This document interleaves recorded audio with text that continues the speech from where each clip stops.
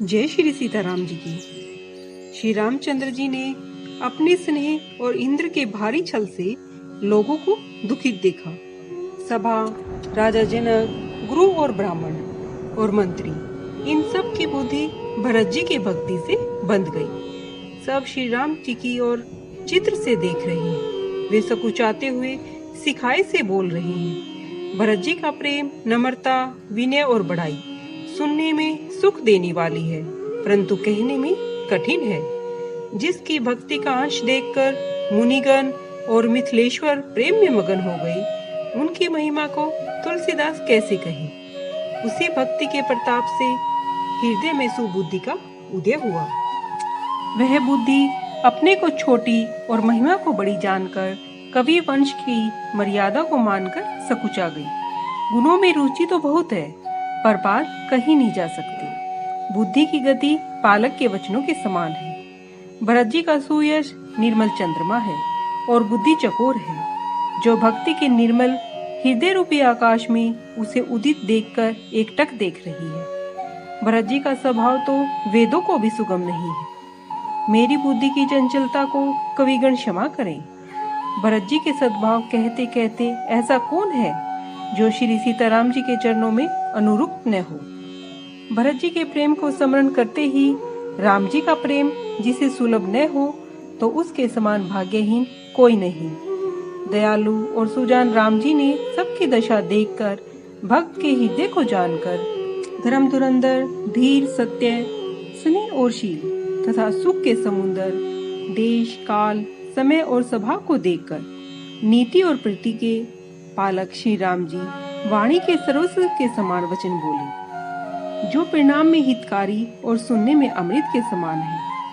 हे भरत, तुम धर्म धुरंधर हो, लोकरीति और वेद के जानने वाले तथा प्रेम में चतुर हो। हे तात, कर्म, वचन और मन से निर्मल तुम्हारे समान तुम ही हो।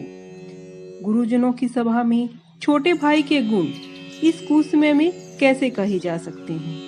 हे तात, तुम सूर्यकुल की रीति और सत्य प्रतिज्ञा, पिताजी के सुयश और स्नेह को भी जानते हो।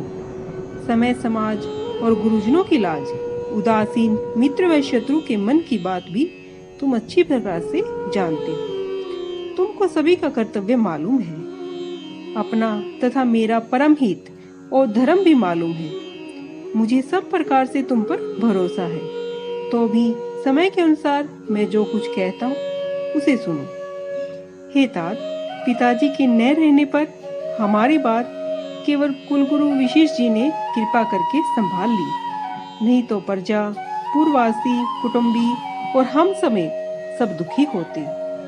जो बिना समय के सूर्यास्त हो जाए तो बताओ संसार में किसको क्लेश नहीं होगा। हे भाई, वैसा ही उपद्रव विधाता ने किया, पर विशिष्ट मुनि और जनक जी ने हमको बचा लिया। राज्य कार्य, लाज, प्रतिष्ठा, धर्म, पृथ्वी, धन और धाम, गुरुजी का प्रताप इन सब की रक्षा करेगा और परिणाम भी भला ही होगा।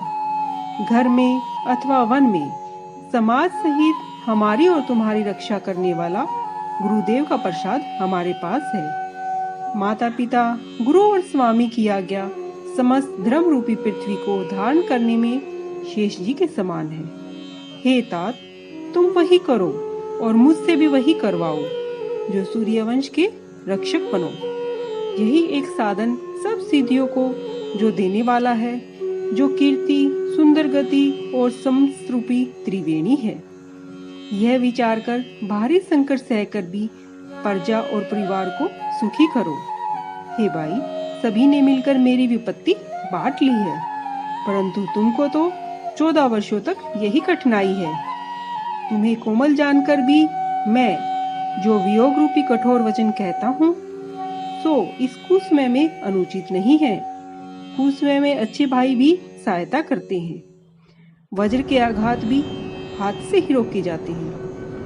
हाथ, पांव और नेत्रों के समान सेवक और मुख के समान स्वामी होना चाहिए। तुलसीदास जी कहते हैं कि रीति सुनकर सुकवि उनकी बड़ाई करते हैं। श्री राम जी की वाणी सुनकर जो प्रेम रूपी समुद्र के अमृत से भरी हुई है, सभा के सब लोग प्रेम में ऐसे मगन हो गए मानो समाधि लग गई। यह दशा देखकर सरस्वती मौन रह गई।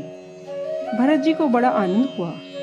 स्वामी के अनुकूल होते ही दुख दोष दूर हो गए, मुख प्रसन्न हो गया, मन का दुख जाता रहा, मानो गूंगे पर सरस्वती जी प्रसन्न हो गई हैं। फिर सप्रेम प्रणाम कर और कर कमलों को जोड़कर वे बोले, हे नाथ, मुझे आपके साथ जाने का सुख प्राप्त हो गया है और जगत में जन्म लेने का भी फल मिल गया। हे कृपालु, अब आपकी जैसी आज्ञा हो मैं वही आदर के साथ अपने सिर पर धारण करके करूं। हे देव, मुझे अब आप आदर दीजिए जिसके सहारे मैं अवधि का पार पा जाऊं। जय श्री सीताराम जी।